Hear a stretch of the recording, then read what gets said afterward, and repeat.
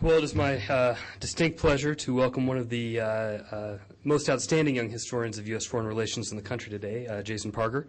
As Corey mentioned, Dr. Parker is Assistant Professor of History at Texas A&M University, where he has been since 2006. Previous to that, he received his doctorate at the University of Florida, where he worked with Robert McMahon, one of the leading scholars in the country on U.S. foreign relations, and then taught at West Virginia University for 4 years after that.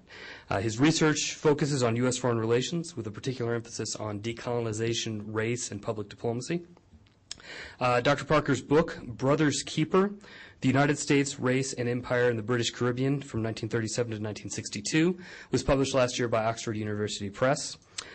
Reviewers have been unanimous in their praise of the book, calling it a phenomenally valuable transnational and multi-archival study that should be a model for those who work in diplomatic history. It was selected as a Choice Outstanding Academic Title earlier this year, and as long as nobody says anything, on Friday will be awarded the Stewart Elbernath Book Prize by the Society for Historians of American Foreign Relations. That's actually not supposed to be public knowledge yet, so don't email anybody about that. In addition, his research has appeared in a number of journals, a number of edited compilations in some very important venues. He has also been a fellow at the Mershon Center at The Ohio State University.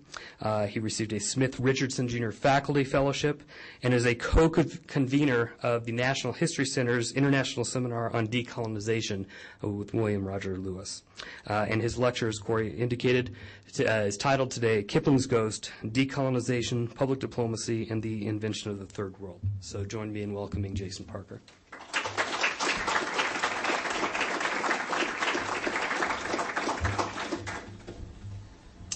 Thank you, Andy. Thank you, Corey. Thank you, everybody, for coming. With a warm welcome. Is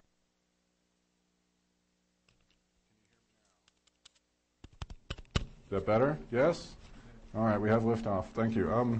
Again, thank you for the introduction. Thank you for the welcome. It is a pleasure to be here. I had hoped to get some hiking in during my time in this valley, but unfortunately, that, I guess, was not to be had unless I've got some sort of machine for breaking through the fog and trudging through the snow, and I promise you I didn't pack for that. Basically, I'm just glad that the invitation wasn't rescinded when my employer, Texas A&M's basketball team, beat the Cougars last week for the second year in a row. I promise I had nothing to do with it, but my heart goes out to you, and I'm glad that the invitation stood. It is a great pleasure, especially to be here at the stage that I'm at. I'd like to talk about some early findings from the book I'm working on right now, and it's because they're early findings, some ideas and arguments that are still sort of in process, that I want to bounce them off the collective wisdom of the Kennedy Center, whose reputation in this measure is well known everywhere.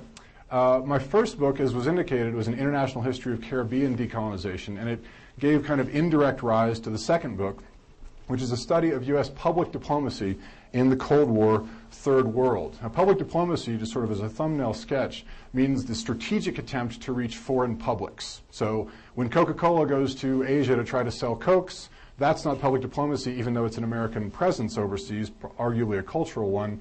But when the government decides that it needs to sway the public of Egypt or Korea or whatever it is to the side that aligns with American interests, it makes an effort to do so by telling an American story, by making a pitch to these foreign audiences. That's public diplomacy meant to achieve some foreign policy interest.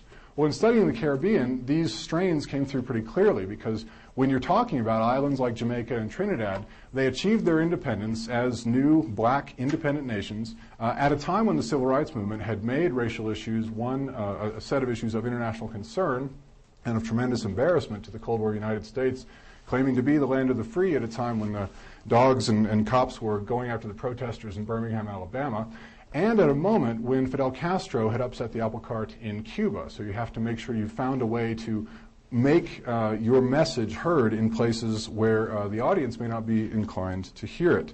So the study of the Caribbean underlined how much the United States focused on image management during the Cold War, leading to a global PR battle for, in the proverbial phrase, hearts and minds. Now, my contention in the book that I'm working on now is that this helped to create the geopolitical entity of the Third World. So if I could take you through a series of maps, we'll start with this one with no borders on it anywhere. And if you want to think about the 20th century in this very broad sense, It is a process of drawing two sets of lines on this map. And the interesting bit is that the two sets of lines are drawn at more or less the same moment, and part of our challenge is to figure out what the drawing of those lines has to do with each other. Let me see if I've got this right. Okay, first set of lines. This is a map of the three worlds of the Cold War. The blue first world, the red second world, that's communist countries, and the third green world, which if we could do this as kind of a time lapse, wouldn't all be green at the same time. But part of my argument is that the geopolitical space created by the Cold War left this block of the territory of the world open for redefinition. It made it into something that the two top blocks, first and second, are fighting over, but which the third block itself then took and ran with and created something that neither of the first two blocks saw.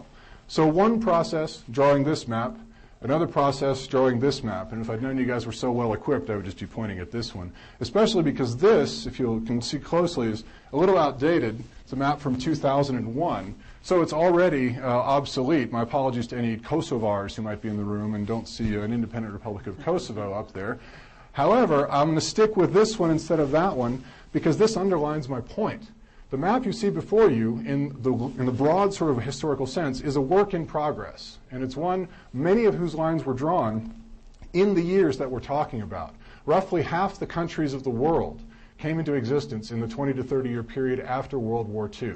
Those lines got drawn at a time when, these lines were more on the minds of people in Washington and Moscow.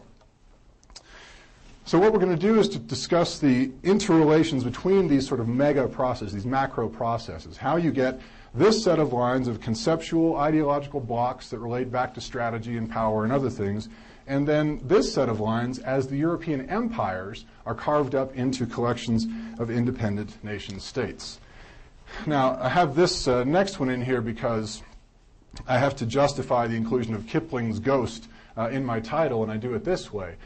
This is a famous image from the time of Kipling's poem, The White Man's Burden, which was written as an exhortation, as many of you know, to the United States to do the right thing in the Philippines, by which Kipling meant, go be an empire in the Philippines, bring civilization to the Philippines. This is in the terms of the time.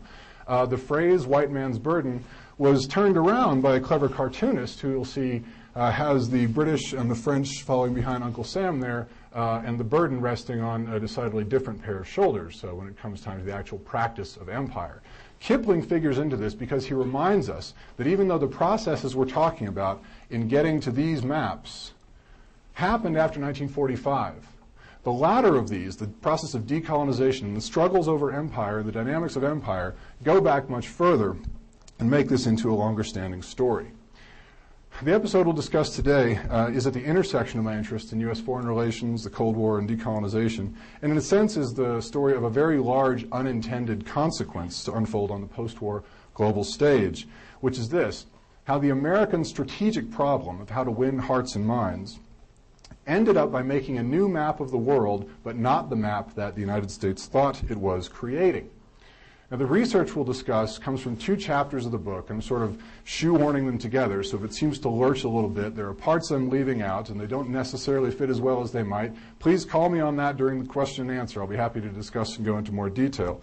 What we're going to do, though, by joining the 2 chapters together is to look at a couple of case studies from the March 1947 Truman Doctrine to the onset of stalemate in the Korean War in an attempt to sketch a larger argument, which is this. From the time of the Truman Doctrine on, Europe is ground zero of the Cold War. At that moment of declaration of the Cold War, if you will, Europe is the center. But it is well to remember that Europe at that moment did not rule Europe alone. It also ruled significant portions of the globe, in Africa, Asia, and the Caribbean.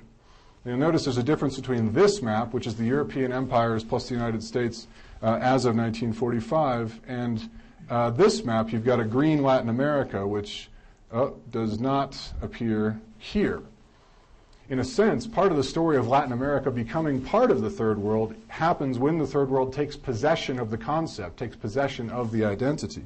The argument here is that carrying the Cold War into these areas that are kicking out European rule, kicking out colonial rule, helps to engender a collective identity around a core of Cold War neutralism, but which is then taken and run with by people like Nasser and Nehru and Nkrumah, who we'll meet a little bit later on, and who redefine the concept of the Third World around that core of neutralism, but into something that persists in various forms even to this day.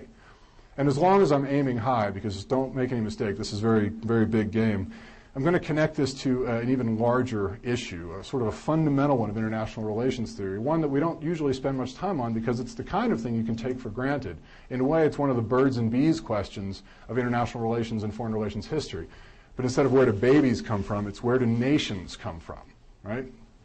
Whether conscious or not, we have in our minds a sort of template for how nations come into being. Whether we think that the American example is the one that sort of sets that template, whether war and revolution and coup in the more modern sense is it, but we don't stop to think much about the ways in which the borders that get carved out of these empires, the borders that make the map we know today, happened when they did and why they did.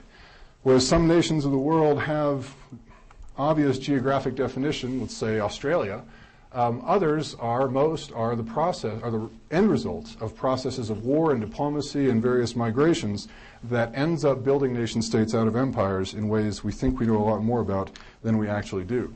What I found, for example, is that even though decolonization had already begun before the Cold War set the parameters by which it would proceed and is what gave us both of our two maps, here and here. The case studies that we're going to run through will sort of jump around the world, so I hope you'll bear with me. I will begin in Latin America because that's a good place to begin chronologically with the onset of the Truman Doctrine. There are other parts of the story, I reiterate, that are not in this lecture having to do with the reorganization of American public diplomacy machinery, the search for a broader strategy in the Cold War that goes through a couple of iterations before it finds one it likes. We can definitely come back to this in discussion, but in the interest of covering all the bases, I'm going to go through these by jumping around the globe. Okay, we are at March 12th, 1947. That's Harry Truman, of course. And what he's doing, although you can't tell because he's not pounding the table or anything, is he's scaring the hell out of the American people. That was the advice given to him by a previously isolationist senator who told him that if he wanted to get $400 million in aid for Greece and Turkey to shore up the Allied position in the Eastern Mediterranean, where the British were leaving, this is what you'd have to do. You'd have to convince the American people that this was essentially a continuation of the war against totalitarianism, because if we didn't go help those people, help those governments fighting against communist front guerrilla movements, then that parts of the geopolitical theater might be lost. Even without the Cold War being officially declared in any meaningful way, this would have been a strategic setback. So that's what Truman is doing. He's asking for $400 million of aid, and he's going to get it because I suppose you could say the scaring takes. It is successful. In his pitch, he makes a couple of interesting points. This is, part of the text of the Truman Doctrine. My apologies, you probably can't read it back in the back, but even if you're up in the front, one thing you'll notice by its absence is the word communist. It doesn't say in here we've got to go fight the communists. It says in here we've got to go fight the totalitarians. It includes lines like this one. We, the United States, will give our, quote, support for free peoples who are resisting attempted subjugation by armed minorities and outside pressures.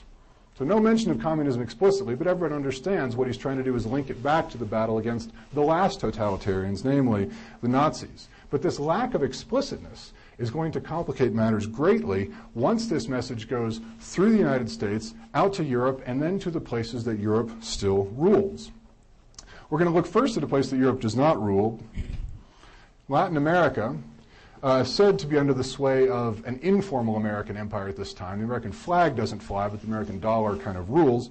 So it's a good place to start because it allows us to tackle issues of formal versus informal empire, and because if you're talking about essentially the declaration of Cold War, and you want to find out how that declaration was carried to the peoples of the world, this is the best place to start.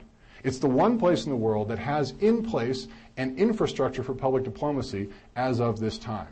Going back almost a decade, this guy, Nelson Rockefeller, had been in charge of carrying the American message to the Americans, building binational cultural centers, radio and cultural types of programming that would convince Latin Americans of the essential fraternity of the hemisphere. This is the place where the machinery is already in existence to try and spread a message. If you add to that a message you've got, namely the Truman Doctrine, which is going to take shape in Latin America in one of the first Cold War alliances, arguably, I would say the first important one, then you've got a great test case. Awesome. We've got a declaration of war. How did we sell it? How did we push it? And the answer is, we, the United States, didn't practically at all. Instead, the Truman Doctrine and its fruits in Latin America, the Rio Pact, which we'll come back to in a second, happened essentially in a vacuum. They follow the traditional model of interstate relations, where diplomats talk to diplomats, and every once in a while, one of them will also talk to a journalist, and that's it. There's not any effort to reach the non-literate parts of the population. There aren't radio programming saying, Truman has declared the doctrine which is going to defend us all, or any of that stuff. There's simply flat nothing, despite having the pieces, the machinery in place to spread that message if you wish. The public diplomacy of the Truman Doctrine in Latin America, in other words, is basically non-existent. Embassies report at home on the effect of those few news pieces that got out to the Latin American public, mostly to the Latin American elites. The ambassador to Chile, for example, wrote back to Truman saying, quote, the Truman Doctrine has enormously increased your popularity.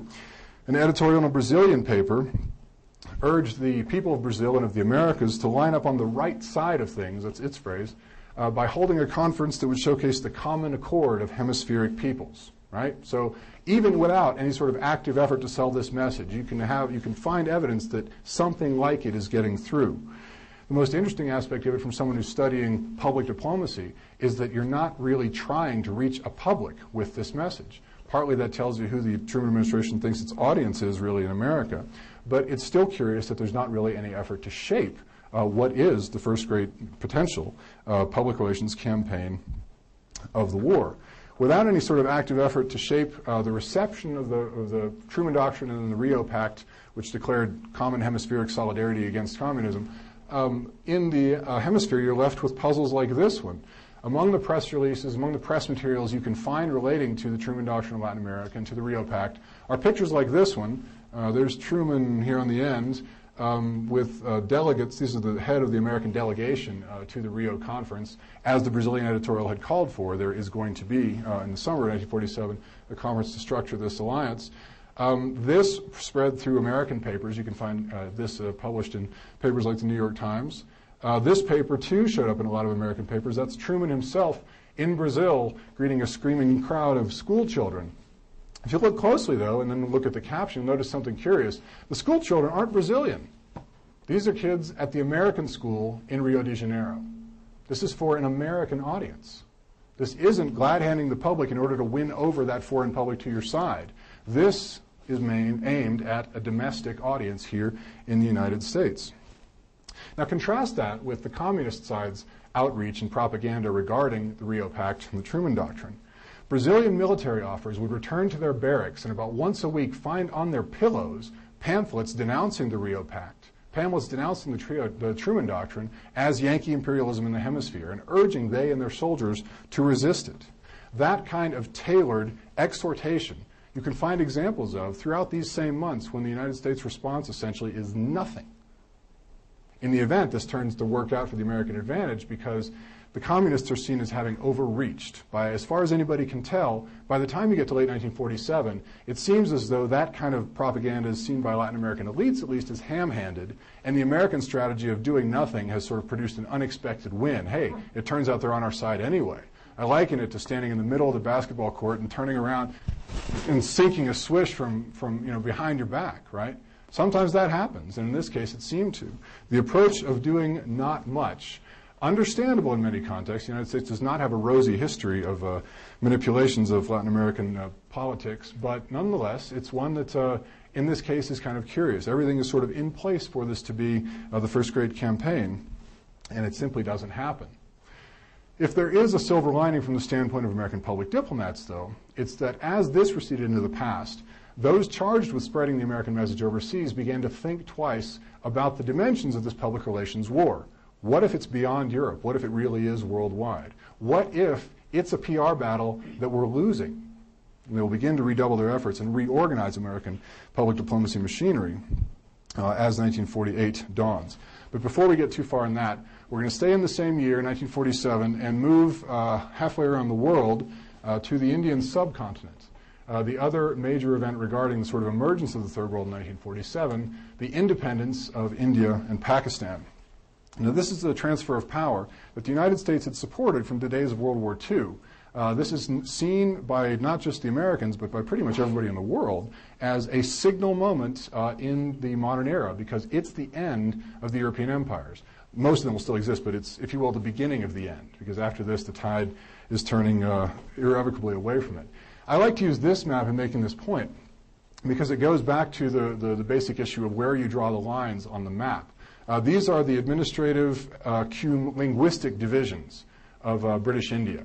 So the different colored splotches there represent linguistic and ethnic groups as well as different administrative sectors of the British Raj. How do you end up with a subcontinent map that looks like the one you get? Pakistan hived off to the side and everything else shoehorned into one. Well, that's a whole great story all of its own. It's not what we're going to get into here, but in terms of dealing with the challenges of decolonization, keep in mind this thought, which is that the lines could have been drawn in a lot of different places. In the case of South Asia, it might have indeed been fortuitous to have done so, seeing as how the solution settled on it. Partition, hiving off Pakistan, produced more than 1 million deaths in one of the bloodier instances of decolonization. But not one that involved British shooting Indians, rather Indians shooting Pakistanis.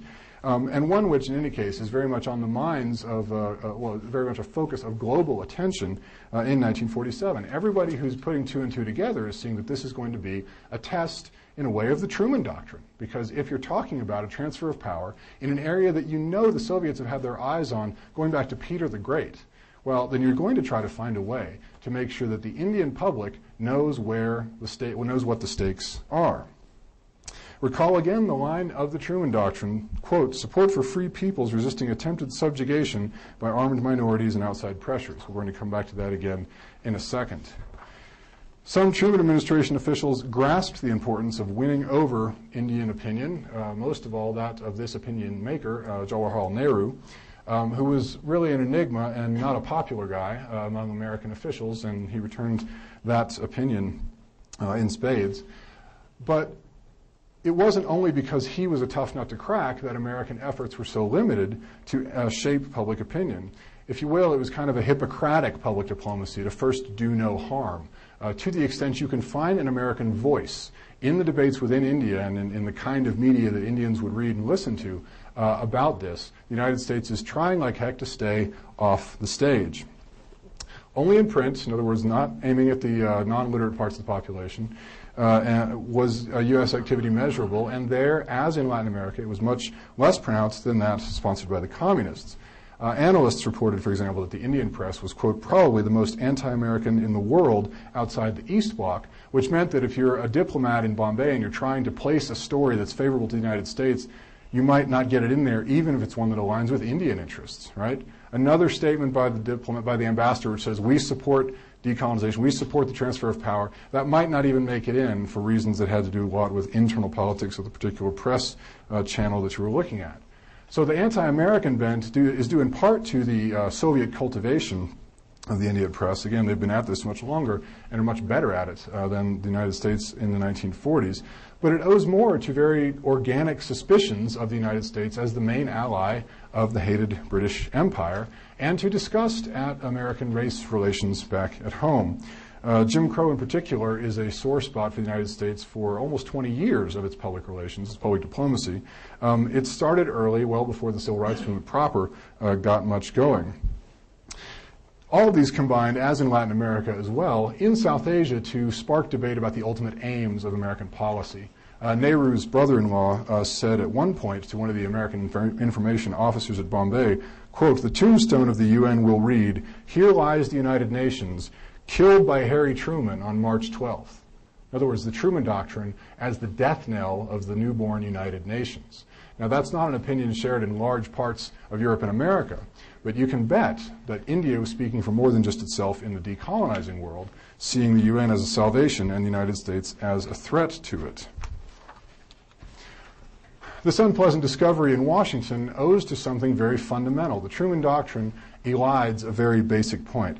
Recall that it proposes to stand with, quote, subjugated peoples against totalitarian domination, while managing at the same moment to sound obtuse and non-committal regarding peoples subjugated by imperial domination.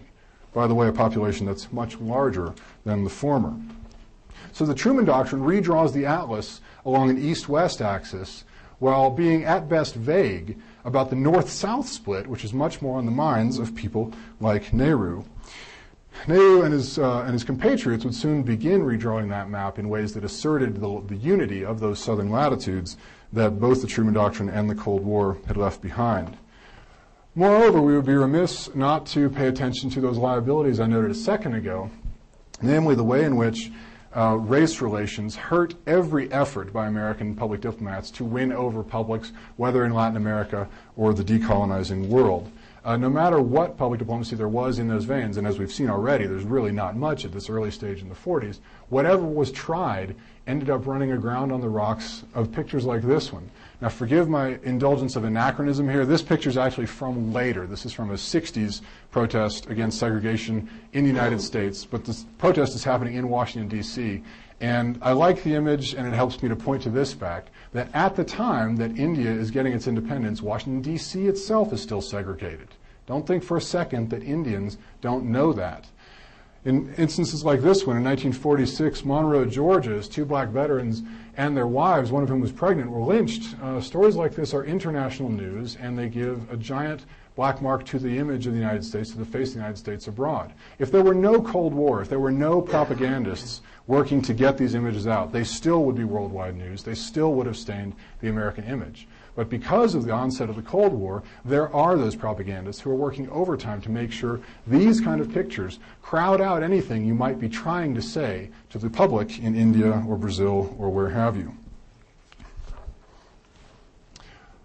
In the late 1940s, the Truman administration reorganizes its machinery to try and get that message out. It creates something called the International Information Administration, and it begins, although it doesn't get there, at rethinking the conceptual dimensions of the Cold War, the ways in which there are lessons in Latin America and in South Asia that they might usefully apply, ways they might make the Truman Doctrine apply to these areas, at least in ways that don't make those areas hostile to American interests. But it takes the unambiguous entry of the Cold War into a third world area, in this case Korea, as our third case study, to finally drive the message home and reorient American thinking about how to make its case to the world. The story of NSC 68 is fairly well known to scholars. I'm sure that Dr. Johns has covered it comprehensively. I'm going to punt on it right now, and we can come back to it later. But it's essentially the blueprint for the Cold War, calling for a much more offensive than defensive stance, and one that's much more total than selective. In the case of Korea, it becomes a kind of a justification for why you need to fight this militarily in this distant theater, as opposed to trying to solve the dilemma some other way. Well, NSC 68 was actually unknown. It was the sort of blueprint for the Cold War, but it stayed in government secrecy until the 1970s. You could tease out its dimensions because you watched what the United States did. You'd get a good sense of what the marching orders were, but you didn't know the document said what it said until it came out of the archives. One of the ways you could pick out what it said was that it had a public face as well, something called the Campaign of Truth, which Harry Truman himself launched in April 1950 in a speech to the American Society of Newspaper Editors, becomes the public face of NSC 68, and because of its timing, 2 months before the Korean War broke out, like 68, becomes essentially the battle plan during an actual shooting war. This is one of the Campaign of Truth images that accompanied some of the literature sent around to foreign posts. When the Korean War broke out, it seemed to validate the contentions both of NSC 68 and of the Campaign of Truth. 68, for example, had found that the Soviets, quote, peace campaigns and its championing of colonial peoples have found a particularly receptive audience in Asia, where, by the way, fighting has just broken out. Korea becomes a testing case, a testing grounds for this revamped American strategy and for revamped American public diplomacy in the Third World. It's an interesting case study to us for four main reasons. It's a state of constant crisis in theater, so improvisation and innovation are at a premium. It tended to overshadow totally cultural diplomacy, things like the Fulbright program or other sort of longer-term payoff kind of outreach. That stuff is all shunted to the side in the interest of winning over soldiers and civilians and neighbors in the Asian theater. 3, because Korea itself, because the war is intended as a demonstrator, because it's meant in its actions to be a demonstration of America's commitment to Asia and commitment to multilateralism, watching how the U.S. spins it to foreign audiences is especially instructive. And finally, it's an uphill battle. The challenge of it is acute. The leading historian of the Korean War, William Stuke, notes that when the war broke out, the communists very much had the upper hand in the propaganda war in Asia. They'd been preparing audiences over there for months for the possible eventuality of warfare on the Korean Peninsula, and they had already chalked it up to Yankee capitalist imperialist expansion and all the rest of the sort of boilerplate that you see in Soviet propaganda. But then when it happens, these guys look like maybe they were onto something and were half prophetic on their way to the fighting. So the United States is forced to experiment with getting its message out, both to sympathetic audiences in English, wherever they may be in the world, as well as in theater to places like Korea, China, the Philippines, Indochina, and so forth. These are a couple examples of the kinds of materials that the IIA, the International Information Administration, sent around to its posts. We're going to go through them a little bit quickly because some of them, I'm afraid, are a little bit blurry. But I want you to notice a common theme in the ones that are in English, at least. United action in Korea. United Nations launching collective action to enforce peace. This one I like just because it's so sort of stark. You can't really mistake that one. A couple of examples here. This is one that was dropped in Korea, and the Korean characters essentially read that the Chinese communists are using the North Koreans to attack you, the South Koreans, so stay strong and don't trust anybody. You don't trust anyone who's from the North that might blow up in your face. This too, you can't tell this top one. There's a hammer and sickle on the fingers that are pushing the North Koreans into the battle. In other words, they're tools of some grand conspiracy, nothing to do with Korean nationalism, everything to do with the Korean War. And then I think the most telling picture of all, Jimmy Stewart. He's not there on the front lines of the Korean War, of course, but I have him in here because he underlines something you see in this public diplomacy. It's very instructive. He was supposed to be the face of a public relations campaign rallying support for the Korean War. He was removed from that campaign because it was thought that that would be too American a face on it. It would take away from the UN flavor that Americans very much wanted to stress. If the Korean War is supposed to demonstrate anything, Truman's team prioritizes this way: American commitment to Asia and American commitment to the UN. So those two things go first, and poor Jimmy goes back to Hollywood. In various parts of the theater, you could see similar evidence of this. In Indochina and the Philippines, for example, emphasis was placed on how U.S. actions extended, quote, existing U.S. policy to raise a shield protecting the peace, freedom, and progress of nations and peoples involved, countering the messages of Yankee imperialism.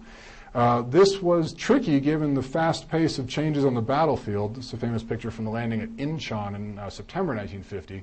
If you've ever seen a time-lapse version of the Korean War, it's like a tennis match. The first part of it sort of goes up and down and then stabilizes there in the middle. This is when things start to swing the Americans and the UN's way. In November 1950, when they push up to the Yalu River and the Chinese border, and the Chinese come into the war in force, it pushes that border back down. So figure how fast you've got to work if you're trying to get a message out. What's it going to be? All of a sudden we're winning. Now do you start saying, okay, victory is ours? No, because that could very easily go against you.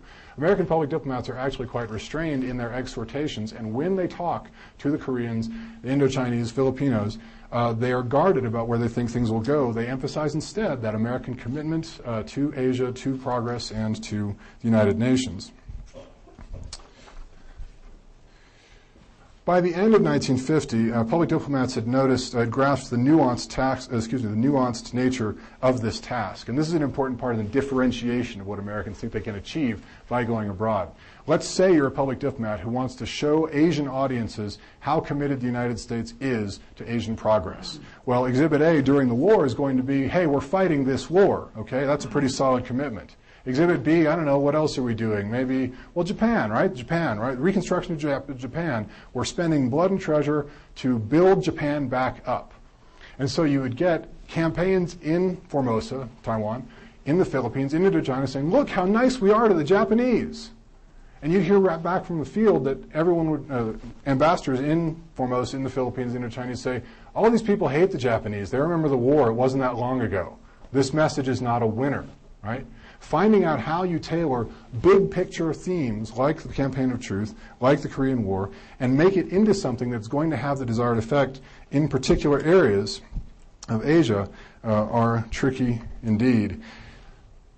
The fact that by 1951 the Truman administration is beginning to grasp how nuanced the task is of getting these messages out. My other favorite example is if you want to say that you're supporting freedom and independence in Asia, you can't really use those words in a place like Indochina because the Indochinese will notice that you're actually on the other side in that particular battle. This is not a one-size-fits-all kind of game, in other words. The fact that by 1951 the Truman administration is grasping these realities, as well as coming to grips with the fact that Cold War lenses shape its perception of everything that's going on to the at the expense of various kinds of nationalisms and other popular movements in what's not yet called the Third World, I think that's a conceptual warp that goes far to explain the scattershot performance by Truman's public diplomats outside of Europe. In other words, going to fight, going to combat isn't enough. You've got to find ways that you can tailor a larger message that wins over audiences in places like Korea, as well as build the machinery to do it. In April 1951, Truman, who's there in the middle, oversaw the swearing in of this fellow, Gordon Gray, as head of the Psychological Strategy Board. The PSB is an attempt to turn that earlier information administration into something that's more holistic, that's looking at the world in its broad outlines, and can find nuanced ways to get the American message to them. In other words, to fight the Cold War as a psychological battle, and understanding that one message is not going to play the same in every place that you go. The PSB itself ranked as one of its targets, one of its themes to be addressed, quote, those dominant attitudes which cut across national, economic, and cultural groupings, nationalism and racial consciousness. In other words, an awareness that these things, and not just the communist threat, are going to resonate with audiences abroad. So they start paying attention to the words of people like Nehru, who's back here on the right, we've seen before, people like Nasser in Egypt, people like Kwame Nkrumah here in the middle, the avatars of a specific kind of third world identity. They're not saying it in those terms yet, but they are beginning to think those ways. And as American public diplomats begin to study them, they begin to grasp that this might be the gestation of a new bloc. In 1952, an obscure French demographer coined the term Third World. No one had heard of it in Washington, even though in Washington they're beginning to come to similar conclusions. But by the end of the 1950s, what you have is a time when not only the Americans, the Europeans, everyone has begun to think in those kinds of terms, but people in the Third World themselves have also begun to identify as that kind of nascent bloc. In 1952, it was in a French journal that I guarantee you no one in the Truman administration had ever read. By 1960, the term Third World is an operative one in American planning. It is on the minds and on the lips of capitals, of people in capitals in Europe, in the East Bloc, and across the awakening global South as well. I have more, but I'm going to stop us there so that we've got enough time to go into some of these other aspects. I think I go back to my maps here at the end, and this is such a cool one, I'll just leave with that. Thank you.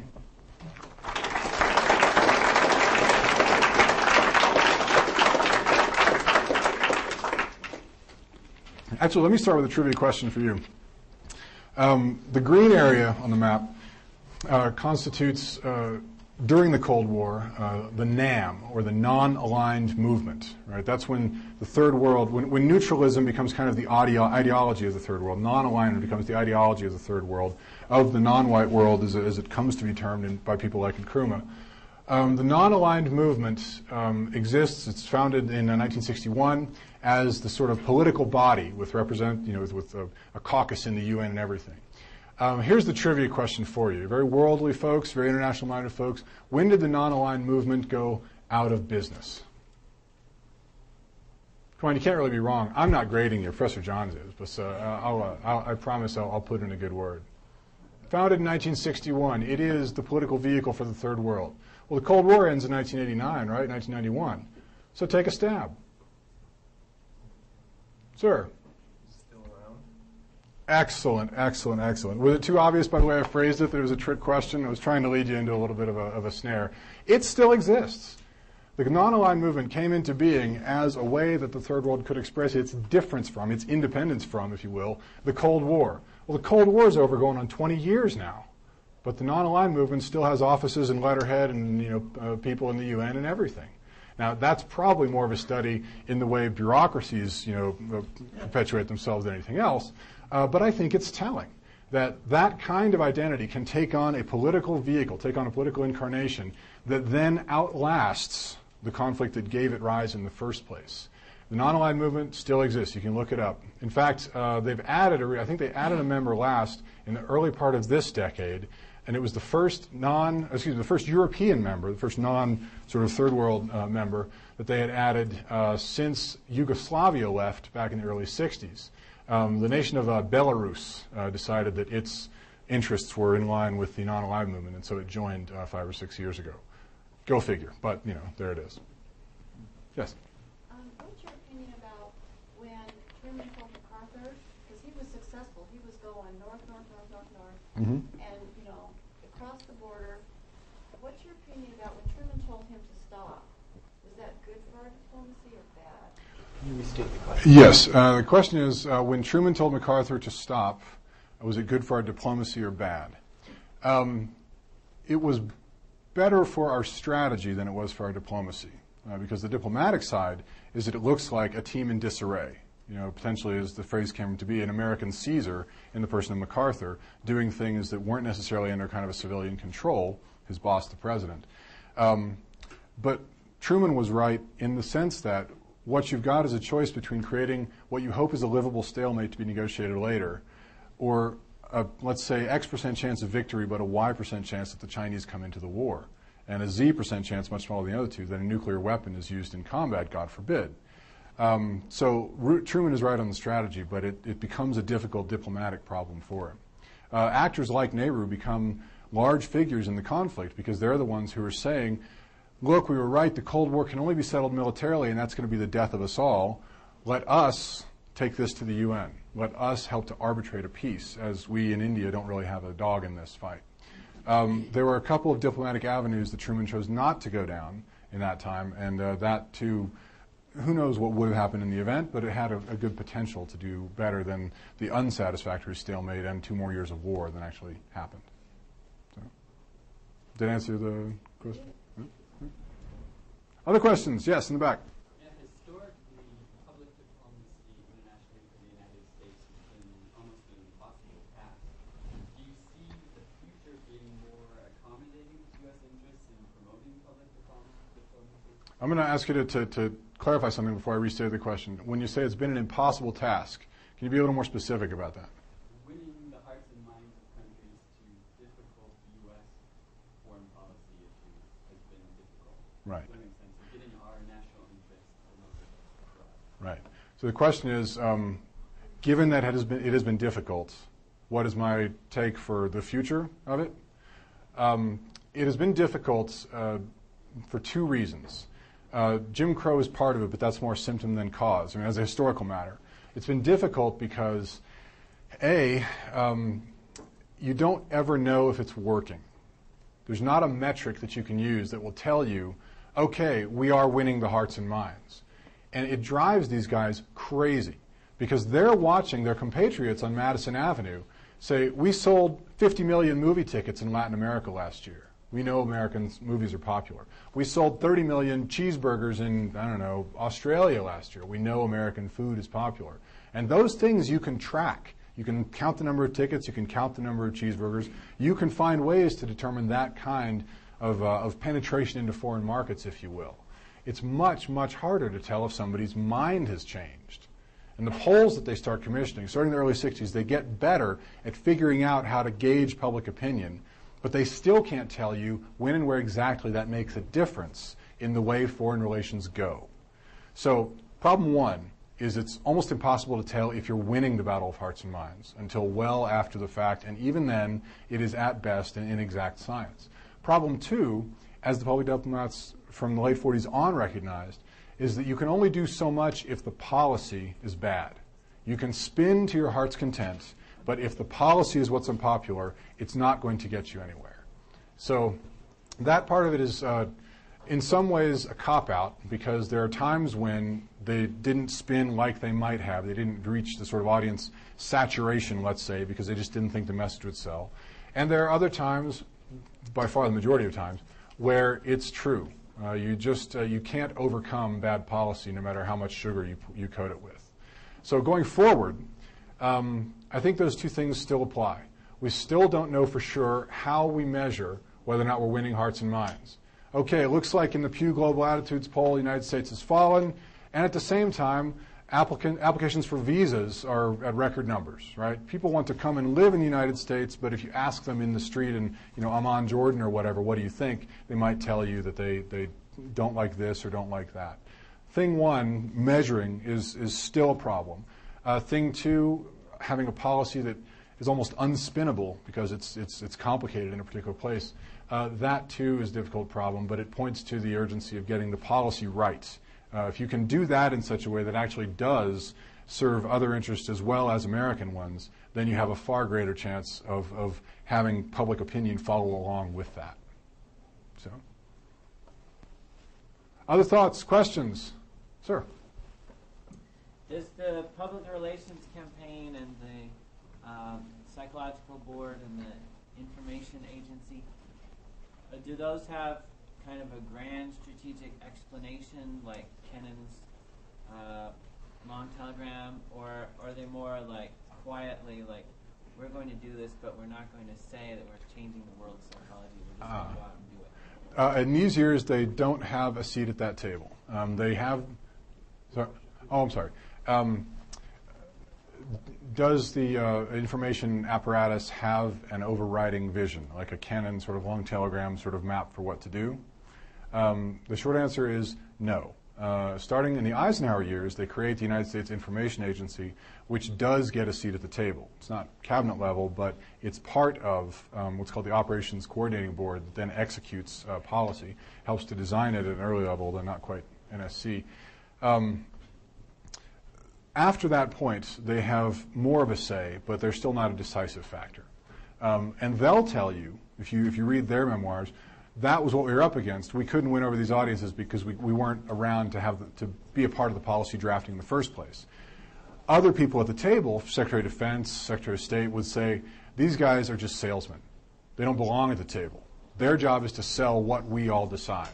That kind of animosity hits its lowest ebb under Eisenhower and Kennedy, but it's always there in the background even in those years. So they don't have their own Kennan. They have to make do with whatever they get from Kennan and his successors coming down from on high, especially in these years.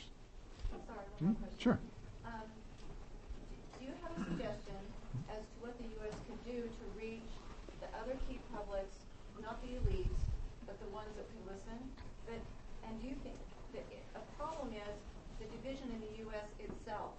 With the liberal bent in the media, is there a way that the U.S. can bypass the mass media, which has a liberal bent, and move beyond that and get to key publics that will listen to us? Are there tactics that they can use to do that? So are there ways to reach foreign publics, and are there ways to bypass domestic filters? Yes.